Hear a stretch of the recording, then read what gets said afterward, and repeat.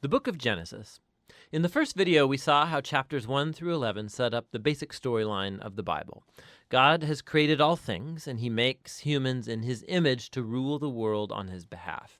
The humans choose sin and rebellion, and so the world spins out of control into violence and death, all leading up to the rebellion and scattering of the people in Babylon. And so the big question is, what is God going to do to rescue and redeem his world? Well, out of that scattering at Babylon, the author traces a genealogy of just one family that leads eventually to a man named Abram, later known as Abraham. And God's promise to Abraham at the beginning of chapter 12 opens up a whole new movement in the story. God calls Abraham to leave his home and go to the land of Canaan, which God says will become his one day. And in that land, God promises to make Abraham into a great nation, to make his name great, and to bless him. Now, these promises are connected back to earlier parts of the book. So Babylon had arrogantly tried to make a great name for itself, and that didn't go over very well. But God, in his generosity, is going to bestow a great name on this no-name guy, Abraham. And God's blessing of Abraham echoes all the way back to that original blessing God gave humanity in the beginning. So the question is, why is God going to bless Abraham and his family? And the last line of God's promise makes this clear. So that all the families of the earth will find God's blessing in you. Now, this is key for understanding the whole rest of the biblical story. God's plan is to rescue and bless his rebellious world through Abraham's family. And this is why the whole rest of the Old Testament story is just going to focus on this one family, eventually called the people of Israel. This is also why Israel will later be called a kingdom of priests at Mount Sinai. God wants to use them to show all of the other nations what he's like. And ultimately, this is the promise that gets picked up by the later biblical prophets and poets who say that its fulfillment will come through Israel's messianic king, whose reign will bring justice and peace to all of the nations. Now, at this point of the story, none of that's clear. You just have to keep reading and watch the promise develop. And so the rest of the book focuses on Abraham and his family. First, Abraham himself, then his son Isaac, and then his son Jacob, and then Jacob's 12 sons. And the stories about each generation, they're united by two main themes. So first, each generation of Abraham's family is marked by repeated failure. They just keep making really bad decisions that mess up their lives and that put God's promise in jeopardy. However, God remains faithful to them. He keeps rescuing them from themselves and reaffirming his commitment to bless them and bless the nations through them despite their failings. So the Abraham stories. God had promised Abraham a huge family, but on two different occasions, he's afraid for his life because other men are attracted to his wife, and so he denies that he's even married to her, which creates, of course, all of these problems. And not only that, Abraham and his wife Sarah, they can't have children, and so Sarah arranges for Abraham to sleep with one of their servant girls, which also creates all of these problems in the family. But each time, God bails Abraham out. And in chapters 15 and 17, God even formalizes his promise to Abraham with an official commitment called a covenant. This is a classic scene. God invites Abraham to look up at the night stars and to count them. And he says, that's how numerous your family's going to be. And despite all of the odds, having no kids and no way to have any at the moment, Abraham looks up in the sky and simply trusts God's promise.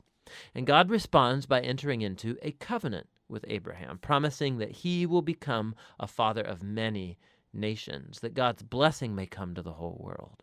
God asks Abraham to mark his family with a sign of the covenant, circumcision of all the male boys in the family. This is a symbol to remind them that the fruitfulness of their family is a gift from God.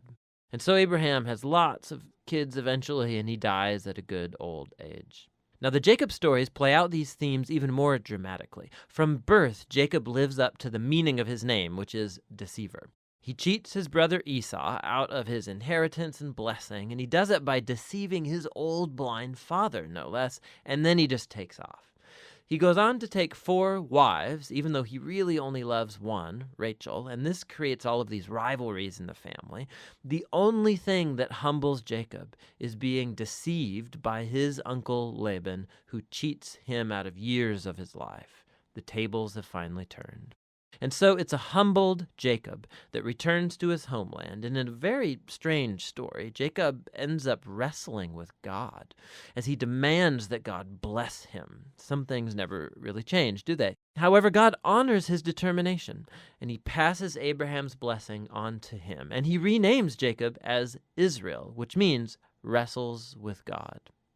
Now, it's this last part of the book, the story of Jacob's sons, where all the themes come to a head. Jacob loves his second to youngest son, Joseph, more than any of the others, and he gives him this special jacket. And the 10 older sons come to hate Joseph, and so they kidnap him, and they plan to kill him, but instead they decide to just sell him into slavery in Egypt, where he ends up in prison. Talk about family failure. But God is with Joseph, and he orchestrates Joseph's release from prison, and Pharaoh ends up elevating Joseph to second in command over all of Egypt. And so Joseph saves the nation of Egypt during a famine. And he also ends up saving his brothers and his family from starving to death. And so once again, we can see the folly and the sin of Abraham's family is met with God's faithfulness, who subverts even the evil of the brothers into an occasion to save life. And this is actually what Joseph says right near the end of the book. He says to his brothers, "You all planned this for evil, but God planned it for good, to save many lives." Now, these words are strategically placed at the end of the book because they summarize not only the story of Joseph and his brothers, but the book as a whole. From Genesis 3 onward, humans keep acting selfishly and doing evil, but this God is not going to leave his world to its own devices. He remains faithful and determined to bless people despite their failures. You can see this especially in how that mysterious promise about the descendant of the woman gets developed throughout the book. So remember, Genesis 3, God promised that this wounded victor would come and crush the snake and defeat evil at its source. And the author then connects this promise directly to the line of Abraham. This is a part of how God's going to bring his blessing to the nations. Now, from Abraham, this promise gets connected to Judah, the 4th son of Jacob. And this is how. In an extremely important poem in chapter 49, in aging Jacob, he's on his deathbed, he wants to bless his 12 sons. And when he comes to Judah, Jacob predicts that Judah will become the tribe of Israel's royal leaders, and that one day a king will come who will command the obedience of all the nations and fulfill God's promise to restore the garden blessing to all of the world.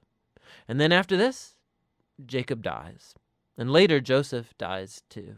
And the growing family remains in Egypt. And so the book of Genesis ends with all of these future hopes and promises left hanging and undeveloped. And it forces you to turn the page to see how it's all going to turn out. But for now, that's the book of Genesis.